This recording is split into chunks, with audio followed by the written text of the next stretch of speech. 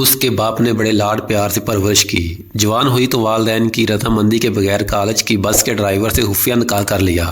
باپ کو جب پتہ چلا تو بیٹی نے جواب دیا، میرا نکاح ہو چکا ہے، بہتر یہی ہے کہ آپ اپنے ہاتھوں مجھے رخصت کر دیں، ورنہ میں خود ان کے پاس چلی جاؤں گی۔ باپ نے کہا کہ اگر آپ کا یہی حتمی فیصلہ ہے تو آپ نے گھر سے جو کچھ لینا ہے لے لیں اور خود ہی اپنے شوہر کے پاس چلی جاؤ، لیکن یہ یاد رکھنا اب آپ کا ہم سے اور ہمارا آپ سے کوئی تعلق نہیں رہا۔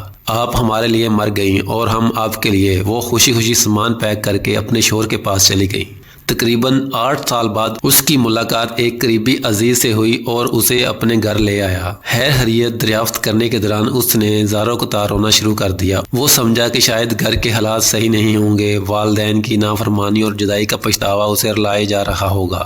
تمام گھر والے اسے دلاسے دینے لگے اور رونے کی وجہ دریافت کرنے لگے۔ بہت اصرار کے بعد اس نے رونے کی وجہ بتائی۔ وہ کچھ یوں گویا ہوئی، میں نے والدین کی نافرمانی کی، ان سے تمام تعلقات ختم ہو گئے، اس کا پچھتاوا تو مجھے ساری زندگی رہے گا۔ مالی لحاظ سے بھی مجھے کوئی پریشانی نہیں ہے، اللہ کا دیا سب کچھ ہے، لیکن میرے لیے جو سب سے زیادہ تکلیف دہ بات ہے وہ کچھ اور ہے۔ میری صرف ایک ہی بیٹی ہے۔ میرے شوہر جب نماز پڑھنے کے بعد دعا مانگتے ہیں تو میں نے چپکے سے کئی بار ان کی دعا سنی ہے۔ وہ روتے ہوئے اور گڑ گڑاتے ہوئے اللہ پاک سے صرف ایک ہی دعا مانگ رہے ہوتے ہیں، یا اللہ میری بیٹی ماں پہ نہ جائے، یا اللہ میری بیٹی ماں پہ نہ جائے، یا اللہ یہ اپنی ماں کی طرح گھر سے بھاگ کے کبھی شادی نہ کرے، یہ اپنی ماں کی طرح اپنے والدین کی عزت کو کبھی رسوا نہ کرے۔ یہ دعا تمام لڑکوں اور لڑکیوں کے لیے ایک پیغام، ایک نصیحت اور ایک اعلان ہے۔ اگر کوئی سمجھے تو اللہ پاک کسی بھی ماں باپ کو اپنی اولاد کی رسوائی سے بچائے، آمین۔